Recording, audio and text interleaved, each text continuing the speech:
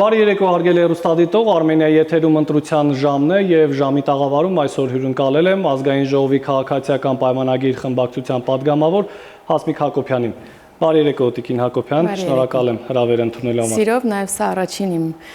հյուրընկալությունն է ձեզ մոտ, հուսամ լավ զրույց կունենանք։ Տիկին Հակոբյան, այսօր առավոտից մամուլը նաեւ ընդդիմադիր շրջանակները քննարկում են կենսաչափական նոր անձնագրերի տեսակը, որը ներքին գործերի նախարարը եւ վարչապետը ներկայացրին, եթե անվտանգության տեսանկյունից ենք նայում, ապա այն բավականին պաշտպանված է ըստ հայտարարության, բայց երբ բովանդակությանն ենք ծանոթանում, սա նշում են ընդդիմադիրները, նաեւ մեդիա դաշտում, որ օրինակ խոր վիրապը նկարված է հակառակ կողմից, ընդդիմադիրներն ասում են, որ սա միտումնավոր է կարել եւ Արարատը փորձում եք վերացնել մեր հիշողությունից, ինչու։ Դուք տեսել եք մի նախաձեռնություն, որը նման կերպ չմանիպուլացվի ընդդիմության կողմից։ Ես գոնե չեմ հիշում։ Այսինքն խորվիրապի ֆոնին, որ Հայաստանի Հանրապետությունն է, մեր բնակավայրերն են, մեր սարերն են, մեր բնությունն է կամ, դա քննադատվում է։ Այ եթե նայեր դեպի Թուրքիա, այ դա կլիներ իրենց սրտով։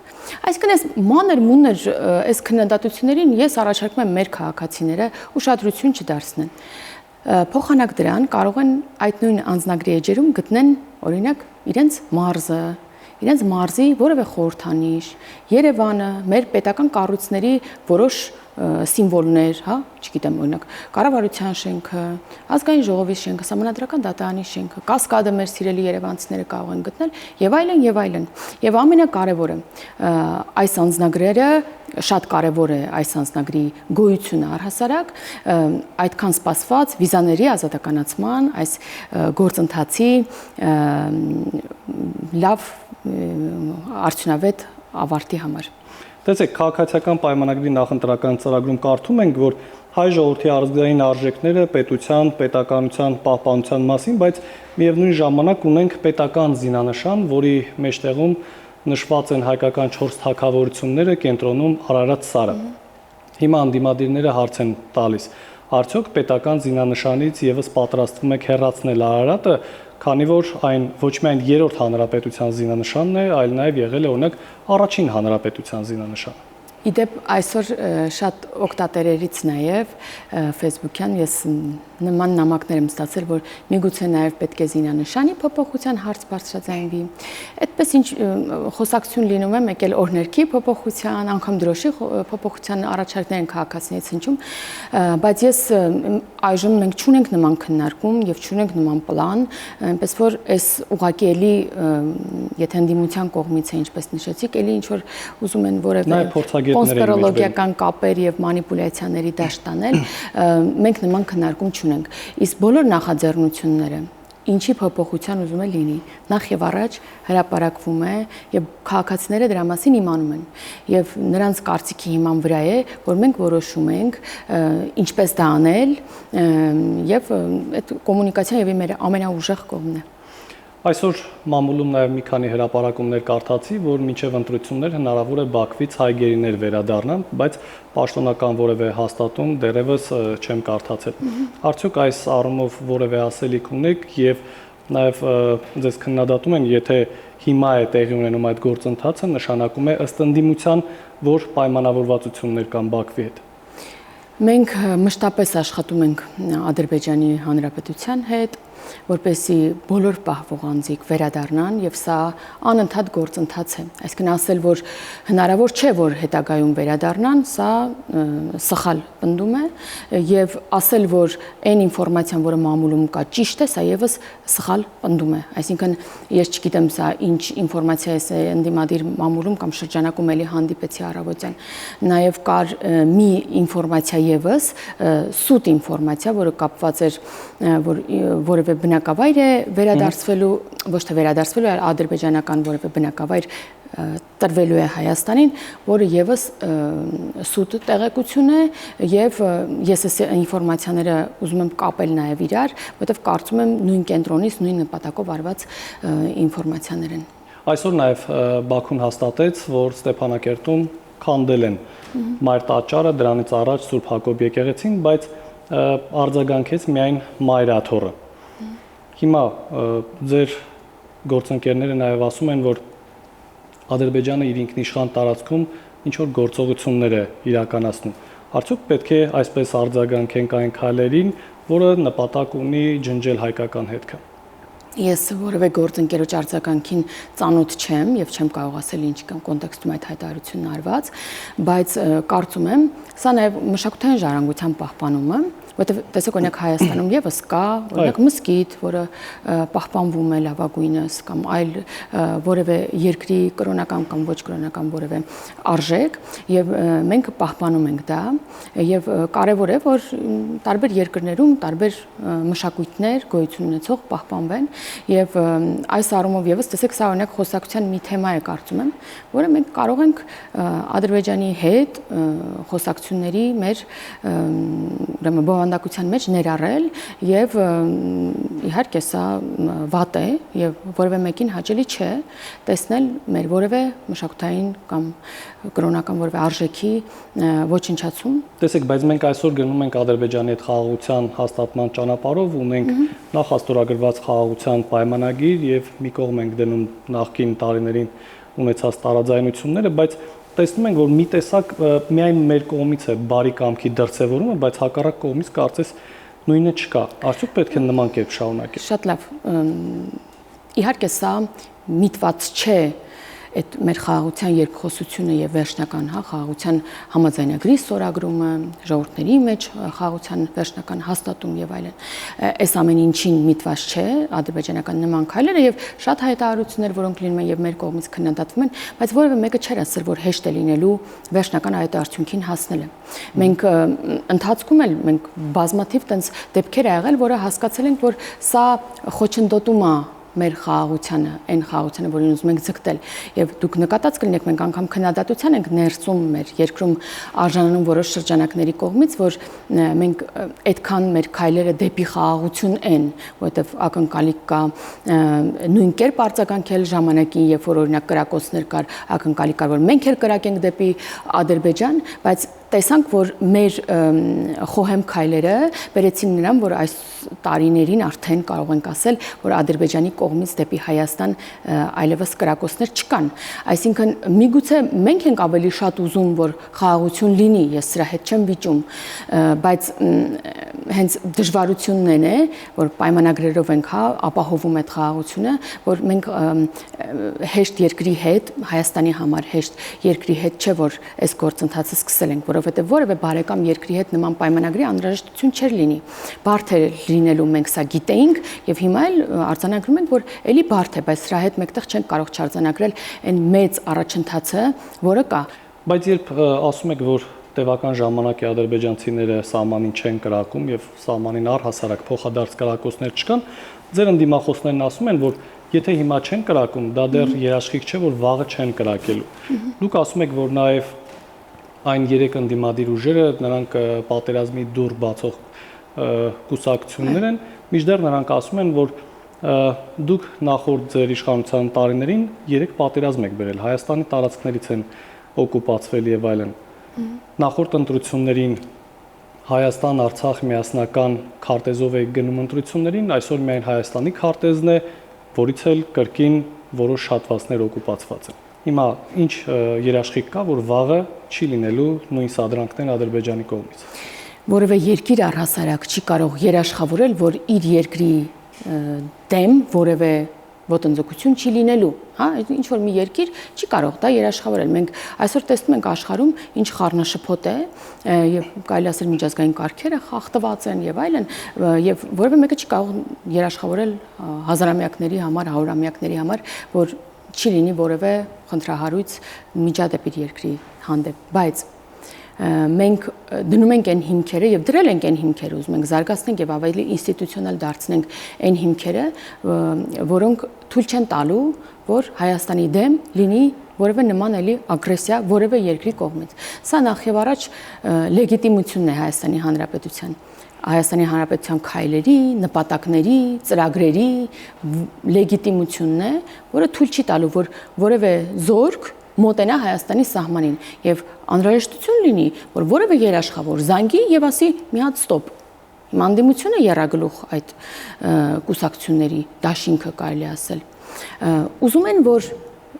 այն բոլոր հիմքերը, որոնք դրված են, դա տարբեր երկկողմ խաղաղության համաձայնագրի նախաստորագրումն է, սա հռչակագրի նաև Միացյալ Նահանգների հետ ստորագրումն է, սա թեկուզ կանոնակարգի հաստատումն է սահմանազատման հանձնաժողովները, որոնք վավերացրել են երկու երկրում։ Մեր բոլոր այս հիմքերը, TRIP նախագիծը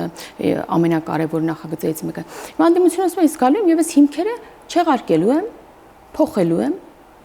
նորից եմ բանակցելու եւ մտցնելու եմ տարբեր պահանջներ։ Դա կլինի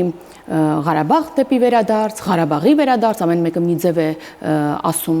դա կլինի երաշխավորների տարբեր ներգրավում եւ եթե մեկ երաշխավոր չի նշվում, գոնե եթե մի քանիսն է նշվում, մի քանիսից մեկը էլի Ռուսաստանի Դաշնության, մեկի դեպքում իհարկե միայն Ռուսաստանի Դաշնության անուն ենք լսում։ Եվ ակնկալել, որ օրինակ նախընտրական քո, չգիտեմ, լոգոն բերելով եւ Արարատ սարը դնելով կամ հայտարարելով, որ մենք չպետք է պարփակվենք մեր 29743 քառակուսի կիլոմետր տարածքի մեջ եւ կամ հայտարարել, որ մենք կհզորանանք եւ նոր կգնանք ինչ որ բաներ հետ կբերենք եւ մտածել, որ այ բացի Հայաստանի այն քաղաքացուց, որին դու ուզում ես շահագրգռել, որ քեզ գա ձայն տա, մտածել, որ քեզ դրսում չեն լսում ու դու վաղը հնարավորություն ունենալով իշխանավարել, երկիր կառավարել, դու այդ քայլերով չես գնալու, իսկ այդ քայլերի գնալը չպարփակվելը 20743 քառակուսի կիլոմետրի մեջ ինչ է նշանակում։ Նշանակում է որևէ մեր 4 հարևաններից մեկի հանդեպ ունենալ տարածքային նկրտում։ Իսկ դա ուղիղ զոհերի գնով է, դա պատերազմի կոչ է, մարտակոչ է։ Մենք լավագույն տեքստի ակնկալիքով գնացել ենք բանակցությունների։ Եթե ձեզ թվում է, որ սա վերջնական այն տարբերակն է, որով մենք ի սկզբանե գնացել ենք, սա կսխալվեք դուք, որովհետև յուրաքանչյուր բանակցություն նշանակում է գնալ քո առավելագույն ցանկություններով եւ փող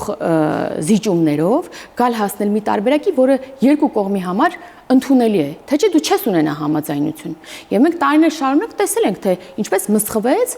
Ղարաբաղյան առաջի պատերազմի այդ մեր հաղթանակը։ Մսխվեց հենց այդ առավելագույն պայմաններով գնալ, հայտարարել եւ որևէ դեպքում չգնալ խնդրի լուծման։ Օրինակ Ադրբեջանը ընդունում է Հայաստանի 29743 քառակուսի կիլոմետր տարածքը, այն սահմանները, որոնք նախկին ԽՍՀՄ տարածքով են։ Այս հիմքը դրված է մեր տարբեր փաստաթղթերում, որոնք ստորագրված են Ադրբեջանի հետ։ Եվ մենք համաձայնության ենք եկել մեր մեկս մյուսի տարածքային ամբողջականությունը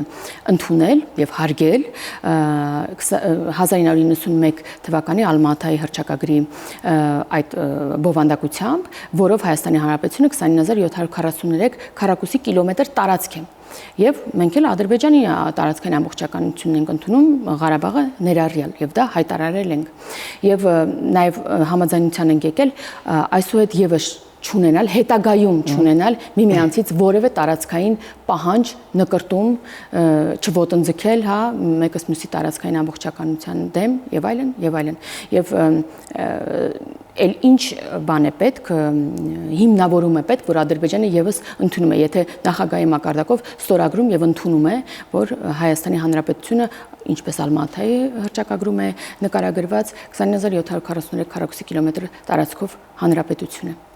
Եկեղեցի պետություն հարաբերություններից խոսենք, Տիկին Հակոբյան, քաղաքացիական պայմանագրի նախընտրական ծրագրում ամրագրված է, որ նախատեսվում է հայ առաքելական եկեղեցու բարենորոգման կարգ, որը նախատեսում է կաթողիկոսի հեռացում, նոր տեղապահի ընտրություններ, եկեղեցու կանոնադրության ընդունում։ Եկեղեցին, նաև ձեր ընդդիմախոսներն ասում են, որ սա ուղիղ եկեղեցու ներքին գործերին խառնվելու տարբերակ է եւ նաև մեջբերում են հետեւյալը.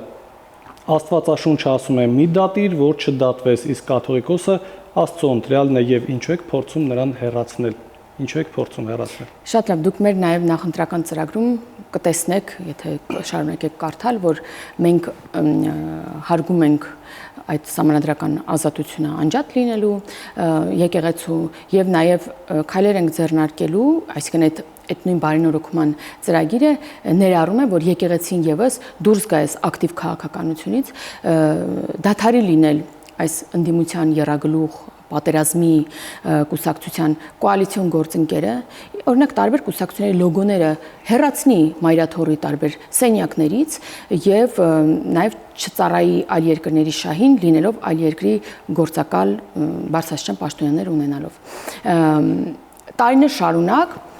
հավատացյալը հեռացել է եկեղեցուց հենց շատ հոգևորականների արատավոր բարքի, վարքի, եկեղեցին եւ հոգևոր ծառայությունը մի կողմ դնելու այս քաղաքականության արդյունքում։ Դուք գիտեք Հայաստանում գերակշիռ մասը, գրեթե բոլորը, գերակշիռ մաս եկեք ասենք, մեր հայաստանյան առաքելական սուրբ եկեղեցու հետևորդներ են եւ դուք նրանցից էլի գերակշիռ մասին, եթե դուք հարց տաք, նրանք ասում են այո, ես քրիստոնյա եմ, այո, ես Աստծո պատվիրաններին եմ հետևում, մոմ եմ վառում, Աստծո գոյությանն եմ հավատում, բայց ում ձեռքը գնամ համբուրեմ, ում աչը համբուրեմ։ Հիմա այս ամեն ինչը մենք գտնում ենք, որ եւ հասարակությունն է մեզնից պահանջում, որ եկեղեցին եւ ղեկավարությունը եկեղեցու, հա, եկեղեցու ղեկավարումը առհասարակ վերադարձվի հոգևոր հոտին մեր քաղաքացիներին եւ ծառայի հենց նրանց հոգևոր պահանջմունքներին։ Հակակոռուպցիոն կոմիտեն 3 ձայնագրություններ հրապարակեց, որի հիման վրա 2 ամսով կալանավորվեց Ուժեղ Հայաստան կուսակցության անդամ Արթուր Ավանեսյանը կանդած մականունով։ Ես չեմ ցանկանում խոսենք դատավորի վճռի օրինականության մասին, այլ պաշտպաններն ասում են, որ այդ հրապարակման մեջ որևէ կաշառքի, խոստում եւ այլն չկա եւ սա քաղաքական հետապնդում է եւ ասում են, որ մասնավորապես հենց Ուժեղ Հայաստանի նկատմամբ է կիրառվում։ Պաշտպանները բա ինչ պետք է ասեին, կարող ասեին այո, այն որ ասում էր, չգիտեմ, այնքանա որ դու գնաս կանգնես ու ծապտաս, շամպայն էլ պետք չի բացես եւ դրա համար գրանցվես որևէ տեղ եւ փող ստանաս, սա ուղղակի այտենց բարի կամքի դրսևորում էր Ուժեղ Հայաստանի պաստառների հերոս Կանդասի կողմից, հա, պետքա տենց ասեմ, բայց պաշտպանեն, պետքա պաշտպանեն, բայց բոլորս լսել ենք ինչ են ասում։ Եվ առհասարակ սա, գիտեք ինչ իրավիճակ, ես չեմ հիշում մի այլ ուրեմն նախընտրական շրջան, երբ այսքան շատ լայնածավալ ուժեղ ընտրակաշառքեր բաժանվում։ Ես նման դեպք չեմ հիշում։ Գրեթե 3 տասնյակ մարդ կա այսօր այդ գործերով կալանավորված, ես որքան գիտեմ, այսինքն որևէ խափանման միջոց գրող։ Այսինքն համատարած ու տեսեք դեռ քարոզարշավը պաշտոնապես չի սկսվել։ Այ որ սկսվի եւ ես վստահ եմ, որ շատ դեպքերով հիմա մեր իրավապահ համակարգը շարունակում է ուսումնասիրություններ իրականացնել։ Ես սա շատ լայնածավալ եւ Ուժեղ Հայաստանի անվանը համահունչ ուժեղ ընտրակաշառք բաժանելու բան է, էլի, այսպես շրջան է։ Տիկին Հակոբյան, օրեր առաջ դուք ազգային ժողովի պատվիրակության կազմում Թուրքիայում եք եւ դրանից հետո մի հրապարակում եք արել ձեր Facebook սոցիալական ցանցում, որ նաեւ իրական օգտատերեր վատ մեկնաբանություններ էին գրել։ Արդյոք սա չի նշանակում, որ հասարակության մի մասը դեռևս պատրաստ չէ Թուրքիային վերաբերվել որպես սովորական հարևանի եւ փակել անցյալի էջը։ Սա իդեպ վերաբերվում է նաեւ Ադրբեջանի հետ հարաբերություններին։ Իհարկե կարծում եմ, որ նման մենք հայրենակիցներ ունենք Հայաստանի Հանրապետությունում եւ չեմ մեղադրում ես այս քաղաքացիներին, որովհետեւ տասնամյակներով սերմանվել է ատելություն, վարվել են դրոշներ, ամենավատ քաղաքականությունն է վարվել եւ արդյունքում մենք, չգիտեմ, շրջափակված երկիր ունենք եւ միայն կյանքի ճանապարհներ մեկ դեպի Իրանի Իսլամական Հանրապետություն, մեկ դեպի Վրաստան։ Այսինքն մենք ամբողջությամբ մեր սահմանը մնացած հատվածներով փակ է։ Ես չեմ պատկերացնում, որ սա կարող է ձեռնտու լինել մեր հանրապետությանը, մեր քաղաքացուն, սա այլ կենտրոններին ուրեմն ձեռք տվող իրավիճակ է, ձեռնտու, եւ բնական է, որ նման քաղաքացիներ կան այդ ատելությանը կուլ գնացած, ինչ վերաբերում ունենք Թուրքիայի Հանրապետությանը։ Եվ մենք բայց սա չի նշանակում, որ ոչինչ չպետք է անենք, Այդ նույն քաղաքացիներից մի մասը հնարավոր է նաև Թուրքիայում հանգստացել են, շատերը գնում են թուրքական ապրանքներ եւ չգիտեմ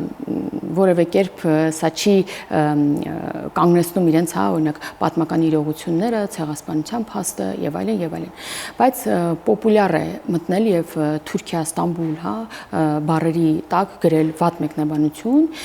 բայց մենք հայտնի ենք նաեւ ոչ պոպուլյար, բայց ճիշտ քաղաքականություն բարձրաձայնելով, իրողություններ բարձրաձայնելով եւ սա մեզ չի կանգնեցնում։